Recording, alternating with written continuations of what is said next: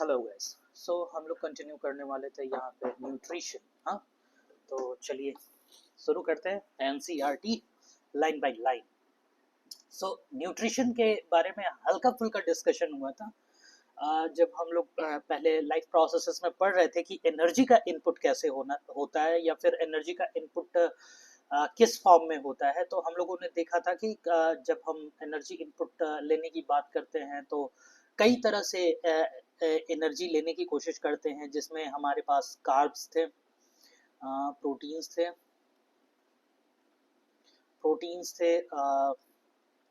Fats और lipids थे, और फिर विटामिन्स थे, फिर मिनरल्स थे।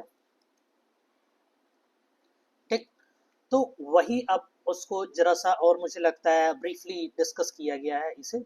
तो ये न्यूट्रिशन की बात आती है। When we talk or ride a bicycle we are using up energy. ठीक है, तो जब हम कोई साइकिल चला रहा है या फिर आप जब स्कूल से आ रहे होते हो तो साइकिल से आ रहे हो या पैदल आ रहे हो तो किसी भी कंडीशन में एनर्जी का इस्तेमाल करते हो। और इवन मुझे नहीं लगता इसकी ज़रूरत थी, पिछले पोर्शन में ऊपर डिस्कस किया जा चुका है कि हम इवन सो रहे होते हैं तब भी कुछ न कुछ अमाउंट में एनर्जी हमें चाहिए होती है। सो अभी तो लगेगी ही लगेगी, even when we are not doing an apparent activity. मतलब कि जब हम कुछ एक्टिविटी भी नहीं कर रहे हैं तब भी इस एनर्जी को मेंटेन करने की ज़रूरत होती है, एनर्जी की ज़रूरत पड़ती है। और किस लिए ज़रूरत पड़ती है? ए स्टेट ऑफ ऑर्डर। अब वो ऑर्डर क्या है, जरा सा उस ऑर्डर को समझते हैं। स्टेट ऑफ ऑर्डर क्या है? स्टेट ऑफ ऑर्डर ये है कि आप ध्यान दीजिए कि एक स्टीप वो है, ढलान है। ठीक है, ये ढलान है। अब इस पे आपने पानी डाला। ठीक है, इस पे आपने यहाँ पे पानी डाला तो ये क्या होगा? ये पानी नीचे आएगा ना।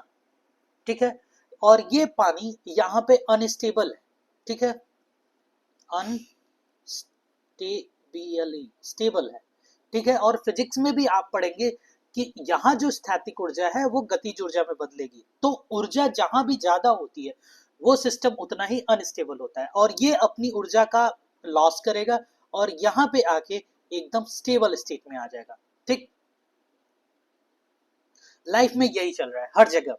इवन केमिस्ट्री में भी आप ये देखोगे कि कोई रिएक्शन क्यों हो रही है, क्योंकि अगला प्रोडक्ट ज्यादा स्टेबल है, स्टेबल बनने की कोशिश कर रहा है। ठीक है, वही चीज यहां होती है। जो आपका सेल है, ठीक है ना, आपका जो सेल है वो इस समय अनस्टेबल है, तभी मेटाबॉलिज्म का रिएक्शन हो रहा है। इसीलिए यहाँ मेटाबॉलिज्म प्रेजेंट है। मेटाबॉलिज्म मतलब वही लाइफ प्रोसेसेस हो रहे हैं, लाइफ प्रोसेसेस हो रहे हैं। ठीक है, अगर ये स्टेबल के स्टेबिलिटी गेन कर लिया तो वो सेल मर जाएगा। ठीक, वो सेल मर जाएगा। सो अब इसको बचाना कैसे? ये फ्लो कंटिन्यूअस बना रहे, इसलिए आप यहाँ कंटिन्यूअसली पानी पंप करते रहेंगे, यहाँ पे पानी डालते रहेंगे। So in our case what we do, हम कंटिन्यूअसली यहाँ फूड डालते रहते हैं, कंटिन्यूअसली फूड के फॉर्म में एनर्जी डालते रहते हैं। तो ये एनर्जी रहेगी, यहाँ पे एनर्जी ज्यादा रहेगा तो ये हमेशा इधर फ्लो बना रहेगा। ठीक है, सॉरी, ये एनर्जी यहाँ पे बना रहेगा, यही काम करना है हमें। We also need materials from outside in order to grow, develop, synthesise protein and other substances needed in the body. और हमें कुछ नई चीजें, अभी तो ये एक छोटा सा एग्जांपल था कि वही वाटर का फ्लो अनस्टेबल से स्टेबल से, ये कंडीशन केवल आप एनर्जी के थ्रू समझिएगा कि ये एनर्जी की बात हो रही है। ठीक है ना, अब इसमें से कुछ यही एनर्जी हमारे ग्रोथ के लिए इस्तेमाल होगा,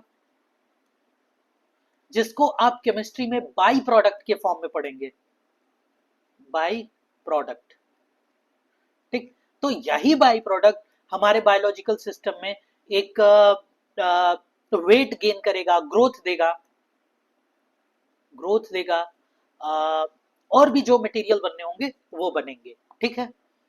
this source of energy and material is, अब ये सोर्स क्या है, वही है जो फूड हम खाते हैं, ठीक है, समझ में आया। तो यही इस पैराग्राफ में समझाया हुआ है, ठीक है। अब let's go through the next heading, how do living get their food. अब लिविंग कैसे फूड, अब बात तो हो गई एनर्जी लेते हैं हम लोग, एनर्जी के लिए हम फूड ले रहे हैं, फूड ले रहे हैं, but how this food is being obtained by these organisms. The general requirement for energy and materials is common in all organisms. मतलब कि जनरली ये चीजें जनरली सभी ऑर्गेनिज्म में ये एकदम लगभग लगभग सेम होते हैं। अब कहने का क्या मतलब है लगभग सेम, तो वो सेम चीज है क्या, तो याद करिएगा पहले ही लेक्चर में मैंने बताया है कि इसको एट लास्ट ये चाहिए, ये चाहिए, इसका इस्तेमाल इसमें होगा। तो मोस्ट ऑफ द ऑर्गेनिज्म यही काम करने वाले हैं कि जो भी उनको फूड मिल रहा है एट लास्ट एक ऐसे सोर्स के रूप में उसे कन्वर्ट करने वाले हैं जहां से वो फटाक से उस सब्सटेंस को तुरंत एटीपी में कन्वर्ट कर पाए, एनर्जी में कन्वर्ट कर पाए। और मैंने आपको बताया भी है कि एटीपी एनर्जी करेंसी है, ठीक है। तो अब बात आती है कि वो जनरली यही लेने की कोशिश करेंगे, इसी को पाने की कोशिश करेंगे। Some organisms use simple food materials obtained from inorganic sources, ठीक है। तो कुछ ऑर्गेनिज्म यहां से इनऑर्गेनिक सोर्सेज का इस्तेमाल करके इसको बनाने की कोशिश करते हैं, ठीक है। किसके फॉर्म में, एक एग्जांपल दिया है कार्बन डाइऑक्साइड और वाटर के फॉर्म में, ठीक है। CO2 प्लस H2O, यही गेम अभी चलेगा आगे total. These organisms, the autotrophs, मतलब कि इनकी जो बात है, जो CO2 और H2O लेके काम कर रहे हैं वो ऑटोट्रॉप्स हैं। इंक्लूड, क्या इंक्लूड करते हैं, ग्रीन प्लांट और सम बैक्टीरिया। तो इस तरह के इनऑर्गेनिक, सिंपल और इनऑर्गेनिक, और ऑर्गेनिक इनऑर्गेनिक क्या है जरा सा ये भी समझिए। इनऑर्गेनिक का मतलब है कि ऐसे सोर्स जो हम ऑलरेडी लिविंग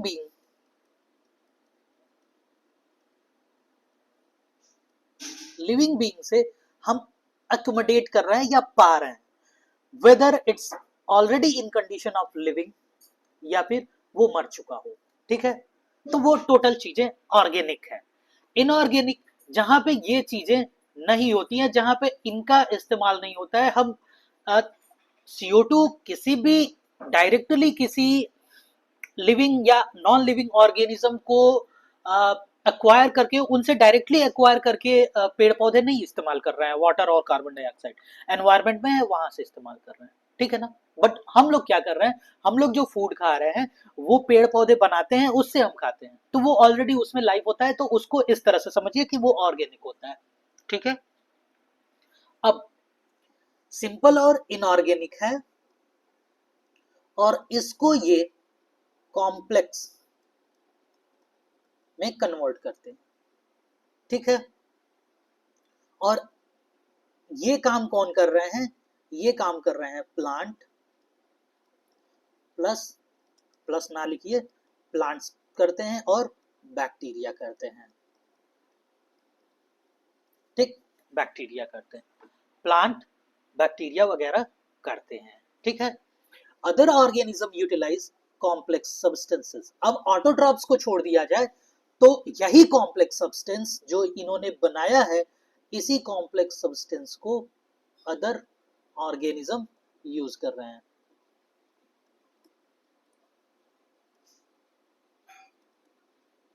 ऑर्गेनिज्म यूज कर रहे हैं, ठीक है।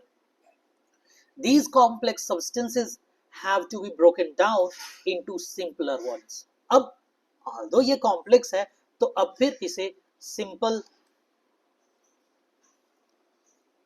एनर्जी सोर्स में कन्वर्ट करना पड़ेगा। याद रखिएगा, अगर इनको भी, अब इन प्लांट्स को भी जरूरत होगी ना, तो इस कॉम्प्लेक्स को, इसीलिए ये कॉम्प्लेक्स फॉर्म में स्टोर कर रहे हैं, ये ध्यान रखिएगा जरा सा। स्टोरेज, इस्तेमाल सिंपल फॉर्म में इसमें भी होता है और इस्तेमाल सिंपल फॉर्म में इसमें भी होता है। तो जब ये कॉम्प्लेक्स फॉर्म बनाते हैं ना, तो उसी समय कुछ सिंपल फॉर्म को अपने यूटिलाइजेशन के लिए यूज कर लेते हैं और इसे स्टोर कर देते हैं। अभी इसकी भी बात आएगी। Therefore they can be used for upkeep and growth of the body. तो उनका ये इस्तेमाल इसीलिए करते हैं कि अपने चीजों को मेंटेन किए रहें और अपने लिए ग्रोथ भी ला सकें। To achieve this, organism use biocatalyst called enzyme. इसका बहुत ही प्यारा कॉन्सेप्ट है, चलिए हल्का सा इस पे ओवरव्यू लेते हैं। That let me erase all this.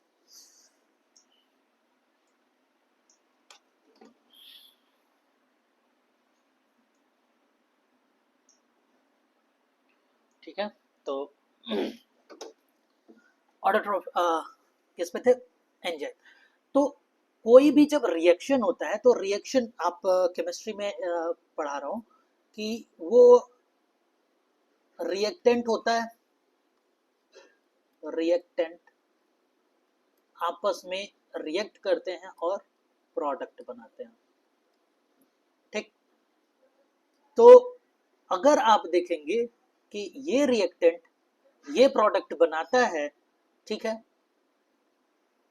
तो इसको अगर जो और रिएक्शन को तेज करना हो, रिएक्शन को फास्ट करना हो, तो हम एक कैटलिस्ट यूज करते हैं, कैटलिस्ट यूज करते हैं।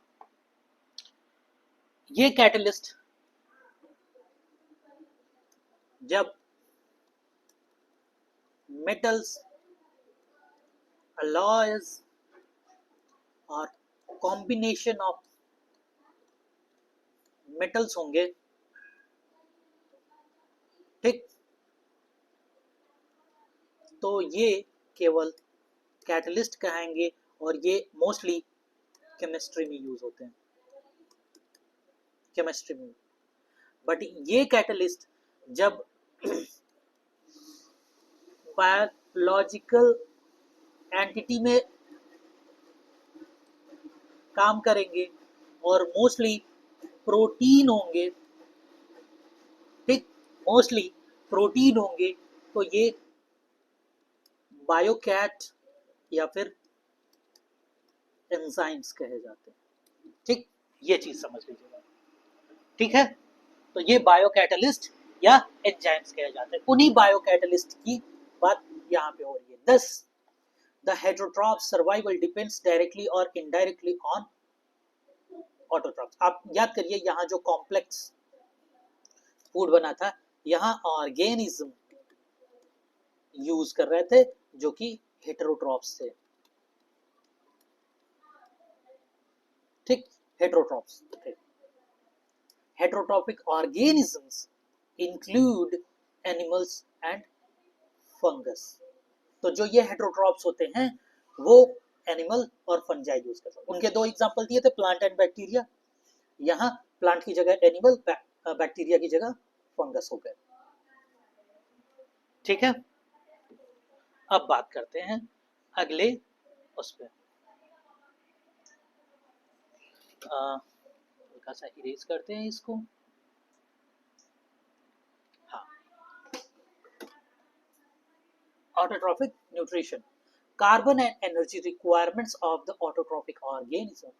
जो कार्बन है, कार्बन और एनर्जी का रिक्वायरमेंट जो ऑटोट्रॉपिक ऑर्गेनिज्म का होता है, आर फुलफिल्ड बाय फोटोसिंथेसिस, ठीक है।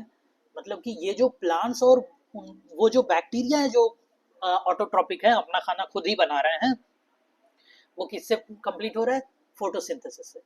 It is the process by which autotrophs take in substances from outside and convert into stored form. देखिएगा, जब मैंने बात किया था कॉम्प्लेक्स की अभी कुछ देर पहले, तो वहां कहा था कि ये कॉम्प्लेक्स स्टोर्ड फॉर्म में होते हैं, ठीक है। यूज करने के लिए तो इन कॉम्प्लेक्स को भी तोड़ना पड़ेगा, और जो एट द स्पॉट जो सिंपल चीजें बन रही हैं, अगर उसकी तुरंत जरूरत हुई तो तुरंत यूज ही कर लेगा। अब आप ये बताइए कि आपके पास कुछ इकट्ठे पैसे आए, मान लीजिए 10 रुपए मम्मी ने दिया, 10 रुपए पापा ने दिया, कुछ बाबा ने दिया, और कुछ रिलेटिव्स आ गए तो 10, 20, 25, 50 रुपए दे दिए। अब आपको कुछ खरीदना था, कुछ ले आना था दुकान से, तो उसे पहले एक बार आप जाओगे कहीं पे, उसे 500 या 1000 के नोट में कन्वर्ट कराओगे, और उसके बाद फिर उसे एक्सचेंज कराओगे, फुटकर कराओगे, फिर उसके बाद खरीदोगे? नहीं, ऐसा नहीं होता है, ठीक है ना। हो सकता है उसमें और ऐड करिए कि एक बार पूरा 500 के करेंसी में कन्वर्ट कराओगे, उसके बाद ले जाके बक्से में रखोगे, बॉक्स में रखोगे, अपने अकाउंट में डालोगे, फिर अकाउंट से निकालोगे, फिर इस्तेमाल करोगे। नहीं, जितने की जरूरत है आप तुरंत वहीं से निकाल लेंगे, और दूसरा जितना बचेगा उसको आप एक्यूमुलेट करके रखने की कोशिश करेंगे। तो वही काम होता है कि जब सिंपलर बन रहे हैं, सिंपल वाले जो बन रहे हैं उनका तुरंत यूज कर लिया गया, जो बचे, ठीक है, EXCES, जो बचे उनको कॉम्प्लेक्स फॉर्म में स्टोर कर लिया गया, ठीक है। This material is taken in the form of carbon dioxide and water, यह बात हो चुकी है, which is converted into carbohydrates. Carbohydrates का सिंपलर फॉर्म एक आप ले लीजिए, जो कि आपको हमेशा इस्तेमाल करना है, ग्लूकोज, और ये सिंपल फॉर्म हो गया, ठीक। और दूसरा आ जाता है स्टार्च, ये आ जाएगा, सॉरी, ये आ जाएगा कॉम्प्लेक्स, ठीक। तो ये बनाएंगे पहले ग्लूकोज, और ग्लूकोज को ही आपस में कन्वर्ट कर देंगे स्टार्च, ठीक है, in the presence of sunlight and chlorophyll. तो ध्यान रखिए क्या क्या है, जब आप इन ऑटोट्रॉप्स की बात कर रहे हैं तो H2O plus CO2 plus H new, that is sunlight,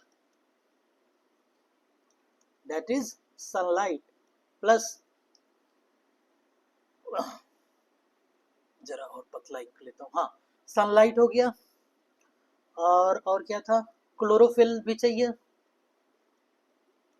chlorophyll चाहिए, क्लोरोफिल हो गया, ठीक है ना। मुझे लगता है इतनी सारी चीजें चाहिए इनको, और ये इसको किस में कन्वर्ट कर देंगे, ये इसको आपस में जोड़ तोड़ के कार्ब्स या फिर कार्बोहाइड्रेट कह लीजिए, प्लस वाटर में कन्वर्ट कर देंगे, ठीक है। और ये जो कार्ब्स बने हैं, ये यही CO2 के यूनिट्स ऐड करके बनाए गए हैं, और इनको जोड़ने में यही जो केमिकल, यही जो फिजिकल या फिर लाइट की एनर्जी है, लाइट एनर्जी का इस्तेमाल किया जाता है, ठीक है। Carbohydrate are utilised for providing energy. अब दे रहा है कार्बोहाइड्रेट क्यों बना रहे हैं, तो वो कार्बोहाइड्रेट देखिए, ग्लूकोज से ही तो एनर्जी मिलता है, मैंने बताया था, उस ग्लूकोज को कन्वर्ट किस में किया जाएगा, ATP, ठीक। तो ग्लूकोज जिस फॉर्म में स्टोर हो सकते हैं वो करें to the plant. We will study how this takes place in the next section, आगे आ रहा है। The carbohydrates which are not used immediately, जो कि तुरंत यूज नहीं हो जाता है, वो स्टोर कर लिया जाता है in the form of starch, starch के फॉर्म में स्टोर कर लिया जाता है, which serve as internal energy reserve, ले जाके बक्से में रख लिया, to be used as when required, जब जरूरत पड़ेगी तब निकालेगा, बाय प्लांट, ठीक है। अब यही जो स्टोर्ड प्लांट होता है, इसको हम खुद एनिमल्स जो हेटेरोट्रॉप्स हैं, इनका इस्तेमाल करते हैं जो ये रिजर्व किए रहते हैं। A somewhat similar situation is seen in us। अब हमारे में ये चीज क्या होती है, प्लांट की तो बात कर लिए, एक्चुअली हमें एनिमल्स के लिए ही बात करना है ना, तो हमने प्लांट में हो गया where some of the energy derived from the food we eat is stored in our body in the form of glycogen। तो जब हम जो करते हैं वो तुरंत इस्तेमाल के लिए, हम और कॉम्प्लेक्स है ना, तो ग्लूकोज का तो इस्तेमाल हम लगातार करते रहते हैं, स्टोर करते हैं ग्लाइकोजन के फॉर्म में, ठीक है, कि जब जरूरत पड़े तो तुरंत ग्लाइकोजन के फॉर्म में वो कर लेंगे। जो उसके बाद, इसके बाद जो एक्सेस एनर्जी बचती है उसे हम फैट के फॉर्म में स्टोर करते हैं, वो भी मोस्टली कह लीजिए ग्लोब्यूल्स, फैट ग्लोब्यूल्स के फॉर्म में, ठीक है। अब देखते हैं, ये देखिए रिएक्शन आ गया, 6 कार्बन डाइऑक्साइड 6 ग्लूकोज बना ठीक है, और यहाँ पे 6 ऑक्सीजन निकला और 6 H2O निकला, ठीक है। ध्यान दीजिए क्या था, कार्बन डाइऑक्साइड CO2 दे रहा है, CO2 प्लस H2O, H2O, तो H2O, अच्छा ये रिएक्शन पहले पढ़िए, अभी बताना ये सही नहीं रहेगा, ठीक है, अभी बता दूंगा ये H2O वाला रिएक्शन क्या है, तो उसे नहीं समझ पा रहे हैं, उससे क्यों तोड़ेंगे, तो ये दूसरे वाले से ही, हाँ दूसरे वाले से कनेक्ट करता है वो रिएक्शन। तो पहला दे रहा है कि लाइट एनर्जी को ये एब्जॉर्ब करेगा क्लोरोफिल, फिर उस लाइट एनर्जी को यूज करेगा स्प्लिटिंग ऑफ वाटर मॉलिक्यूल। अब देखिए ये है splitting of water molecule, H2O which will gives H2 plus O, ठीक। अब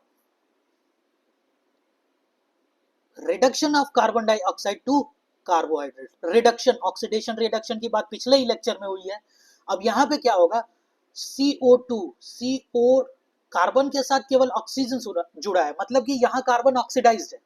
अब यहाँ पे क्या हो रहा है, कार्बोहाइड्रेट बन रहा है, तो कार्बोहाइड्रेट ये होता है, ठीक। कार्बन जो हाइड्रेटेड है, कार्बन के साथ जो मॉलिक्यूल जुड़ गया है, तो ऑक्सीजन तो जुड़ा ही है, साथ ही साथ हाइड्रोजन जुड़ा है। यहां देखिए 2 ऑक्सीजन थे एक कार्बन के साथ, लेकिन यहाँ कार्बन के साथ केवल 1 ऑक्सीजन बच गया, 2 हाइड्रोजन आ गया, मतलब कि हाइड्रोजन जुड़ा है, और हाइड्रोजन जुड़ा है तो रिडक्शन हुआ है, क्योंकि ऑक्सीजन का जुड़ना ऑक्सीडेशन, हाइड्रोजन का जुड़ना रिडक्शन, ठीक है। अब यहाँ पे हाइड्रोजन तो जुड़ा ही होगा भाई, ठीक है। अब कितने हाइड्रोजन जुड़े हैं, ये लगभग 12 H2O लेता है, ठीक है, तो 12, और ये बन जाएगा आपका सॉरी 12 जब यहां करेंगे तो इस 12 नेसेंट ऑक्सीजन को 6 O2 लिख सकते हैं। अब इन दोनों को जब आप ऐड कर देंगे तो यहाँ 6 इसमें 6 से गुणा कर देंगे, काहे कि 12 water molecule 12 carbon dioxide molecule के लिए लगते हैं। अब ये देखिए 6 CO2 आ गया, ये 6 12 H2,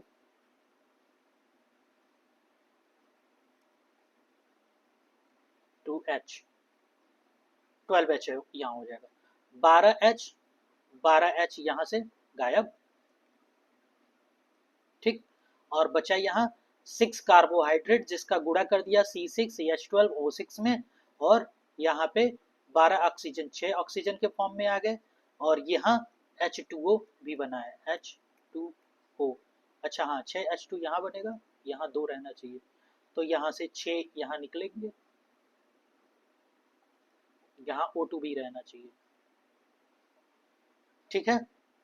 तो ये टोटल रिएक्शन आपका बनेगा, मे बी ये बैलेंस नहीं हो रहा है, कहीं मैं मिस कर रहा हूँ, तो इसको आप देख लीजिए कि इस तरह से यही रिएक्शन ऐड करके होगा, ठीक है। अब these step need not take place one after the another immediately। अब कहने का मतलब ये है, कुछ ऐसे प्लांट्स होते हैं जो इन चीजों को लगातार नहीं कर रहे होते हैं, ठीक है। जरूरी नहीं कि ये काम हो गया, ये काम हो गया तो तुरंत ये होना ही चाहिए, या फिर ये दोनों हो गए तो तुरंत ये होना ही चाहिए, नहीं। For example, desert plant take up carbon dioxide at night, and prepare an intermediate which is acted upon by energy absorbed by chlorophyll during day। तो इनके कहने का मतलब ये है, कार्बन डाइऑक्साइड जो एक्चुअली जो रिएक्शन ये होता है उसमें बहुत सारे एंजाइम इन्वॉल्व है, कैटलिस्ट तो चाहिए, एक स्टेप के लिए हम कैटलिस्ट यूज करते हैं, ये तो पूरा लाइफ चला रहा है। तो दिन में डेजर्ट में टेम्परेचर बहुत हाई होता है, ठीक है ना, बहुत हाई होता है, तो उस समय ये एंजाइम डिस्ट्रॉय होने के चांसेस रहते हैं। तो ये क्या करते हैं, अगर जो उस समय ये स्टोमाटा ओपन करके यहाँ से कार्बन डाइऑक्साइड लेने की कोशिश करेंगे, तो हवा इतनी गर्म होगी कि वो डिस्ट्रॉय हो जाएगा। तो इसलिए रात को ही ये पत्तियों में कार्बन डाइऑक्साइड स्टोर कर लेते हैं, किसमें, एक रिएक्शन इंटरमीडिएट के फॉर्म में, वो मैलेट होता है। बस इतना ही जानिए, ठीक है।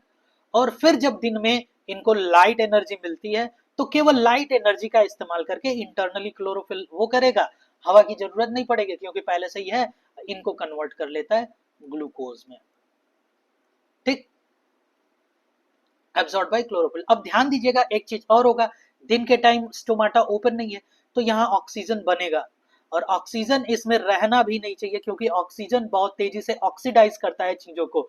तो अगर जो ऑक्सीडाइज कर देगा ना, तो चीजें वहां भी बर्बाद हो जाएंगी, ये ऑक्सीजन बहुत ही बेकार है, ठीक है। मैंने कहा ना, लास्ट में केवल जरूरत पड़ता है इसका, हमेशा अगर अगर ऑक्सीजन बहुत ज्यादा हो जाए तो हमारे लिए खतरे बहुत ज्यादा हैं, इसीलिए हम हमेशा बात करते हैं एंटी ऑक्सीडेंट्स लेने की, जो कि एज को कम करता है या फिर रोकता है, चेक करता है, ठीक है ना।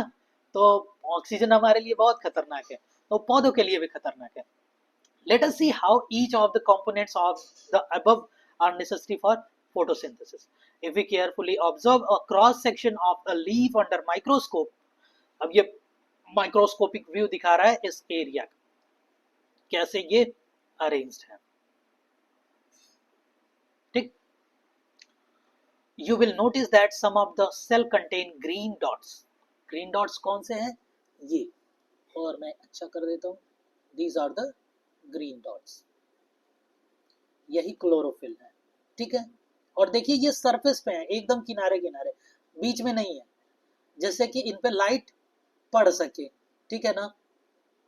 अब you will notice that some cell contain these green dots are organelle called chloroplast which contains chlorophyll। अब क्लोरोफिल इसके अंदर, ठीक, इसके अंदर क्लोरोफिल है, ये क्लोरोप्लास्ट कहे जाते हैं। Let us do an activity which demonstrate that chlorophyll is essential for photosynthesis. अब ये कह रहा है कि कोई एक एक्टिविटी बता रहा है, क्या करिए, तो इसमें होगा कि कुछ पोर्शन को आप कवर कर देंगे, कुछ पोर्शन का आप वो कर देंगे, और फिर क्या कहते हैं कि उसमें डिफरेंस देखेंगे। तो यहाँ पे एक वेरीगेटेड लीफ है जो कि क्रोटन वगैरह में मिलता है, मनी प्लांट में आप देखते हैं वेरीगेटेड मतलब चित्तेदार, बस कहीं कहीं सफेद है कहीं कहीं हरा है, तो उस पत्ती के साथ करनी है। Now let us see how plant obtain carbon dioxide. भाई इस फोटोसिंथेसिस के रिएक्शन के लिए कार्बन डाइऑक्साइड की तो जरूरत पड़ रही है, तो कैसे ये लेते हैं।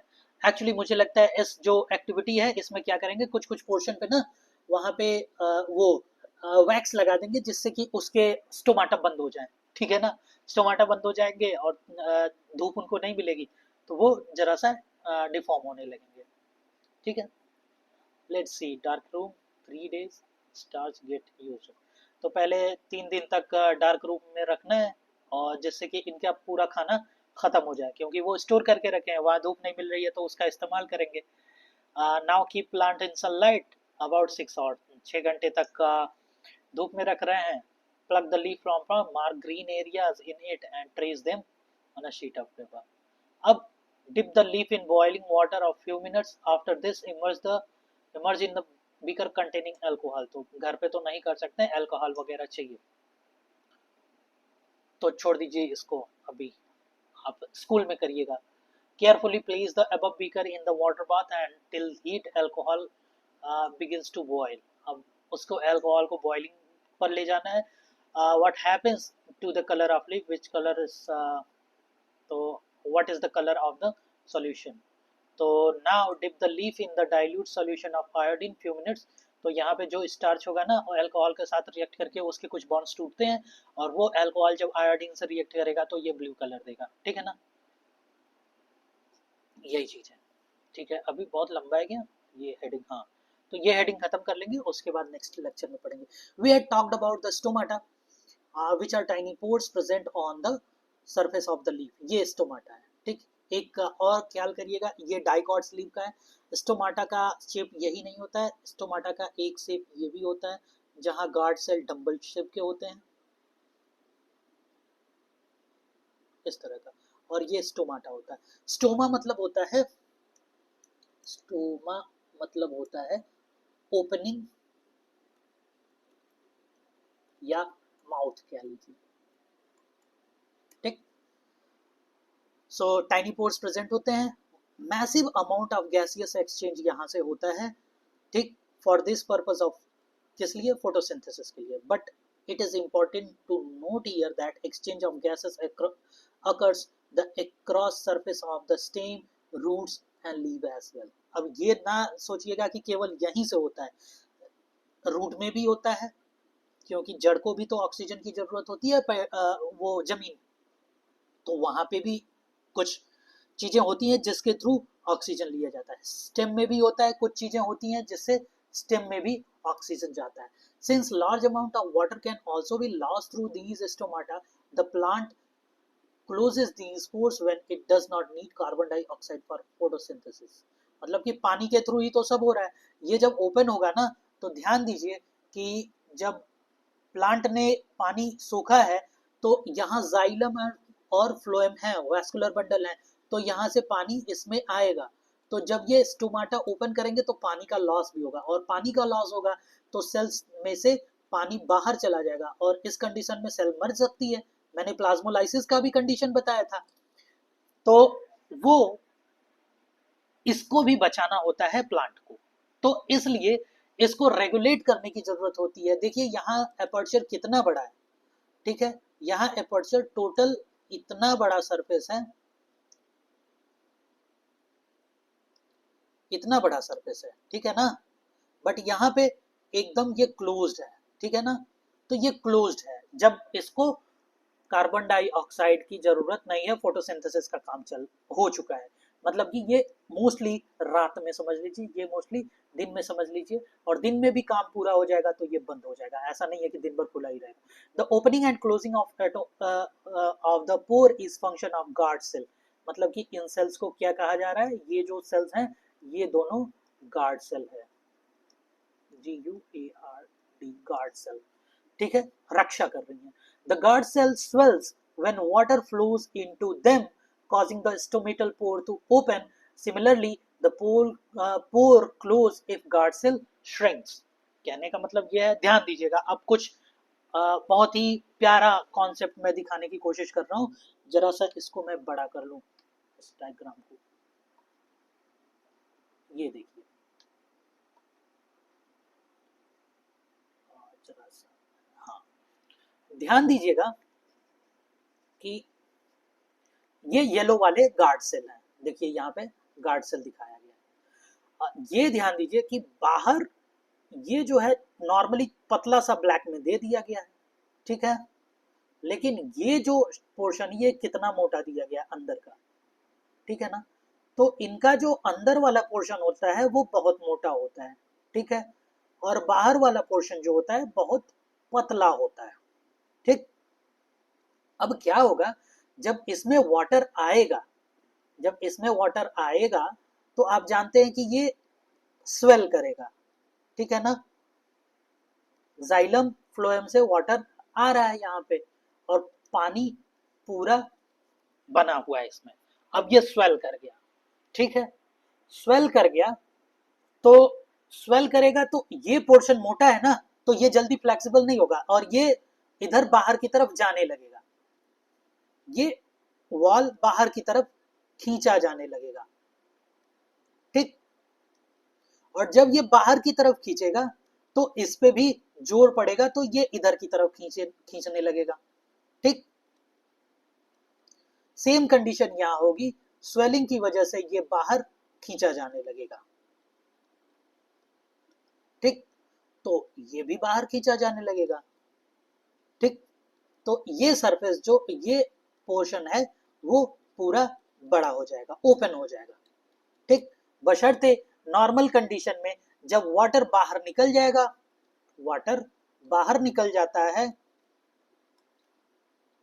तो यही जो सेल्स हैं, ये जो मेम्ब्रेन है अंदर आ जाएगा और इसमें प्रेशर कम हो जाएगा, तो ये भी इन केस इधर ही आ जाएगा, ये भी ऐसे ही इधर आ जाएगा, ठीक है। तो ये अपर्चर क्लोज हो जाएगा, ठीक है ना, वाटर इसका भी बाहर जा चुका है, ठीक है, समझ में आया।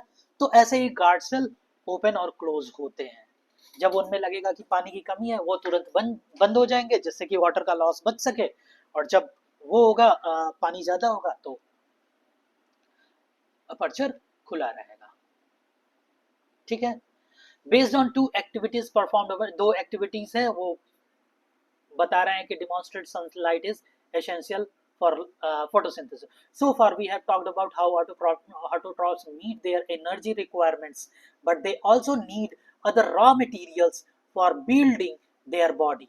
मतलब कि हम ये भी जान रहे हैं कि लाइट के अलावा भी कुछ रॉ मटेरियल्स हैं जो उनके बॉडी को बनाने के लिए जरूरी होते हैं, ठीक है। Water used in photosynthesis is taken up from the soil by the roots in terrestrial plants. तो मतलब कि अब वाटर कैसे ले रहा है, मतलब कि आपने देखा था ना बिल्डिंग रॉ मटेरियल क्या चाहिए थे, ये दोनों तो चाहिए ही चाहिए थे ना, तो वही दे रहा है। तो वाटर कहां से आ रहा है, वाटर रूट से आ रहा है जाइलम के थ्रू होते हुए, ठीक है। फूड किससे जा रहा है, बना हुआ फूड जा रहा है फ्लोएम के थ्रू, फ्लोएम के थ्रू, टिश्यू में आप लोगों ने पढ़ा होगा। Other materials like nitrogen, phosphorus, iron, manganese are taken up from soil. तो जो फोटोसिंथेसिस में काम आते हैं, जो एंजाइम्स वहां काम आते हैं, उनमें मैग्नीशियम वगैरह का बहुत ज्यादा जरूरत होता है। मैक्रोन्यूट्रिएंट और माइक्रोन्यूट्रिएंट्स में मैंने बताया, नहीं याद होगा तो वो जाके जल्दी से 2x पे देख लीजिएगा, समझ में आ जाएगा बहुत ही अच्छे से। अगर जो आप रिवाइज करके इसे पढ़ेंगे तो और आनंद आएगा, क्योंकि मैं अब कुछ चीजें छोड़ने की कोशिश करूंगा ना, क्योंकि पिछले चैप्टर में बता चुका हूं और आप भूलोगे तो वो ये चीजें यहाँ पे नहीं समझ में आ रहा, इसलिए जल्दी से उसे देख लिया करिए। 2x पे यार मान लीजिए आधे घंटे का लेक्चर है, 15 मिनट में खत्म हो जाएगा, तो राह चलते सुन लिया करिए। तो अब फ्लोएम यहाँ जा रहा है और यही जाइलम के थ्रू वाटर के साथ वो Mg, Mn या फिर माइक्रो प्लस मैक्रोन्यूट्रिएंट्स आ रहे हैं यहाँ पर। Nitrogen is an essential element used in synthesis of protein and other compound. Nitrogen कहाँ पे जरूरी है भाई, मैंने बताया था एमाइनो एसिड्स जो होते हैं, एसिड्स जो होते हैं वो यही तो हैं,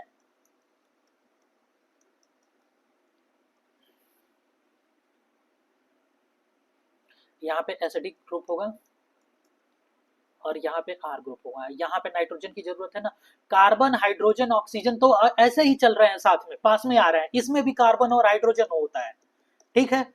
अब जरूरत पड़ती है एक्स्ट्रा नाइट्रोजन की, तो नाइट्रोजन को यहां से लेने की जरूरत है। This is taken up from the inorganic nitrates और नाइट्राइट्स।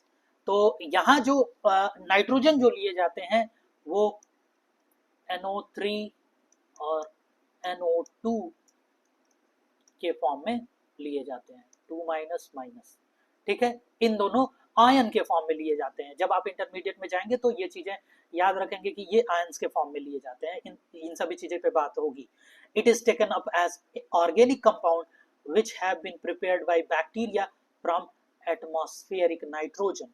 तो मतलब कि इसीलिए हम कहते हैं कि खेतों में बैक्टीरिया का भी होना जरूरी है, वो नाइट्रोजन को वहां फिक्सेट करते हैं और इन फॉर्म में बना के रखते हैं और यही प्लांट लेता है और प्लांट बदले में उनको कुछ न्यूट्रिएंट्स देता है, न्यूट्रिएंट्स देता है, शेल्टर देता है, कई चीजें चलती हैं आपस में। ठीक है, तो मुझे लगता है लेक्चर काफी कंप्लीट हो चुका है यहाँ पे। तो अगले क्लास में हम लोग पढ़ेंगे हेटरोट्रॉफिक न्यूट्रिशन। सो तब तक के लिए bye bye, stay tuned with all the lectures, वो आपको बहुत हेल्प करेंगे। और मैं एकदम दावे के साथ कह सकता हूँ कि अगर इन चीजों को आप ध्यान से पढ़ रहे हो ना, तो मतलब अ, आप को कहीं कोचिंग की जरूरत नहीं पड़ेगी, एंड इवन आप नीट के लिए आप डायरेक्टली जा सकते हो। ठीक है, so thank you very much.